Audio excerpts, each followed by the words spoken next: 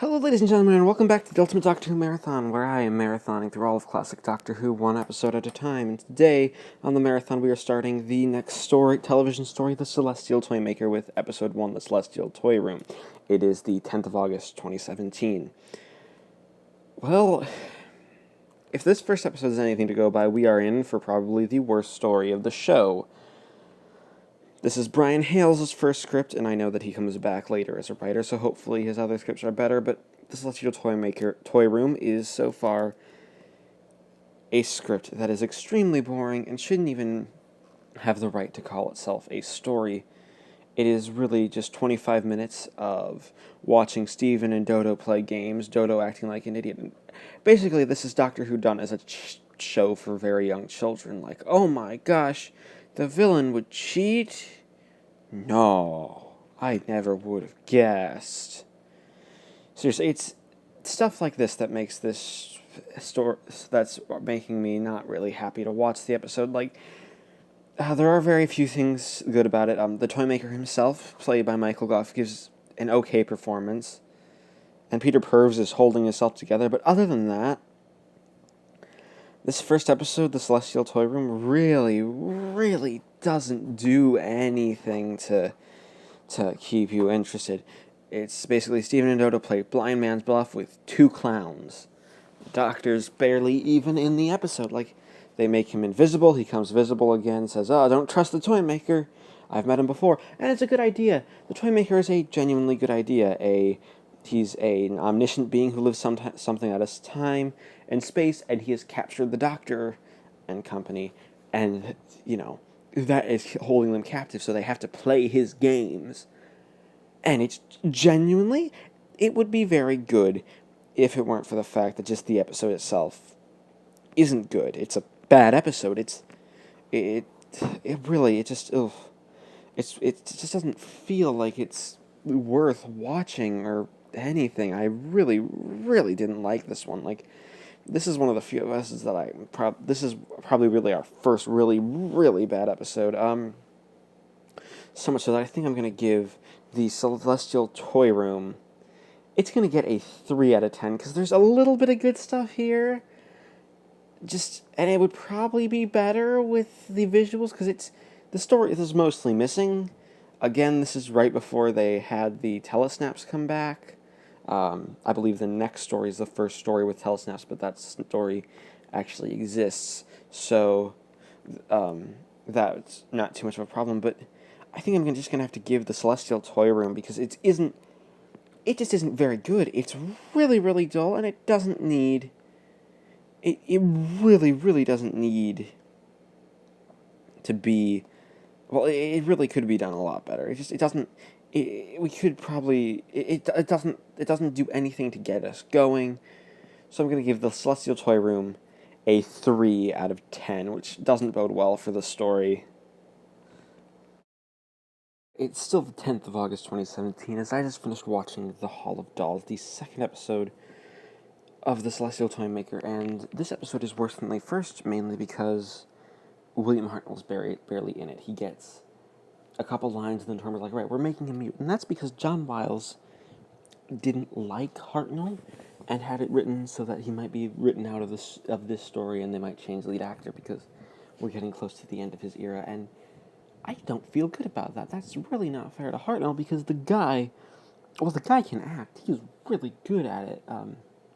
He's a great actor so far, and his presence has been really good. And his banter throughout the first episode is really what helped elevate it above being just a 0 out of 10. A lot of William Hartnell is what makes the episodes really good. And I feel like he got really shafted.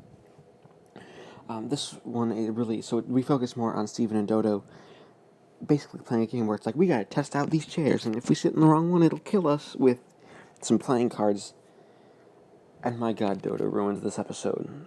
Okay, my god, she is an idiot. Like, she's like, oh, these playing cards, this Toymaker guy who's shown himself to be a god, he's probably trustworthy. He's not in it for himself. He doesn't want us dead. What? You're crazy. And Steven's just telling her, Dodo, just shut up and let me do this, pretty much. except for like one moment where Dodo has just a minute of clear thinking. It's like, oh wait, this might not be the best thing for us ever, so like I'm not gonna do it, which is legitimately hilarious. Just how out of touch Dodo is with. I mean, she's like the dodo bird. She really is so dumb. Like, my God, she's awful. And come out of that, this episode has very much of the time as the King of Hearts to choose his chair says, eeny, meeny, miny, mo, catch, well. He doesn't say tiger. So, yeah, that's also just, like, that's unsettling, because it's like, this is Doctor Who. Like, last episode I was complaining because it was acting so much like a kid's show. Now we're throwing around what's considered cursing. That's an interesting sort of little change, and I don't know if it's funny. It's kind of funny, just cringeworthy looking back on it. Like, ooh, that is really, really bad. Other than that, the episode's just, it's not as good as the first one. It is actively worse. This story's probably gonna be one of the weakest stories of the show in general, so I'm going to give The Hall of Dolls a 2 out of 10, making it the lowest rated Doctor Who episode so far. Hello, ladies and gentlemen, it is the 11th of August, 2017, and I just finished watching The Dancing Floor, the third episode of The Celestial Toymaker, and it's slightly better than episode 2, mainly because of one reason. Well, a couple of smaller reasons. The first mainly being that the episode actually seems to be almost like 2 episodes smushed together, and it actually works better because half the episode is devoted to this weird scene in a kitchen, which you get sort of an idea of what the story was going for with this whole surrealism of these stock characters coming to life and trying to challenge our heroes, and the second half being a really dull piece because it's dancing across a floor, which sadly really doesn't have much of an impact because doesn't have any visuals to go along with it, which it might be better that way, so that really gives me hope that this episode might actually turn the episode quite around. But still, it's still not very good. You still have Dodo being dumb. She still trusts all the Toymaker's creations at every turn. Like, my God, Dodo, you're an idiot.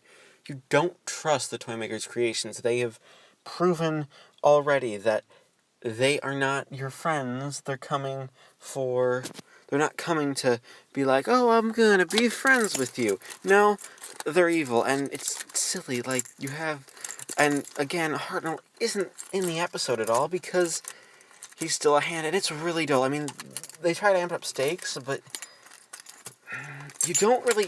Part of it is because you don't get a performance from Hartnell where you have the idea of really where the stakes are going. That's just how you don't feel what's going on in the episode. I understand sort of where it's going, and it feels like they're trying to do stakes, but they're just not doing it well enough. It doesn't seem to want to give us any sort of actual stake in the events that are occurring. So there's that really to look forward to in the dancing floor, and not much else. I mean, it has a pretty interesting thing where you have the schoolboy Cyril now being the sort of, I guess, the one in charge of the final game, and we have the final test up next. But the dancing floor, again, it just doesn't do anything. The episode is going at a very snail's pace, and it really doesn't do much. Dodo's such an idiot, really. Dodo is the worst companion we've had. This is the first companion that I can't stand her.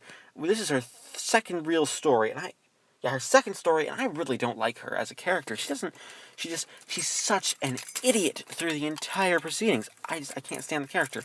I'm sorry if you're a die-hard Dodo fan, but she isn't to me. So the dancing floor is going to get a 3 out of 10 because it is slightly better than the Hall of Dolls. The next one is the final test. Alright, it is still the 11th of August, 2017, and I just finished watching the final test, the final episode of the Celestial Toymaker, and the best episode of the Celestial Toymaker, mainly because the character of Cyril is intentionally comedic, and the comedy actually hits. He's a grown man, and that's acting like a schoolboy, and his interactions with Steven and Dodo are hilarious, though, of course, there are a couple of problems. Mainly, Dodo.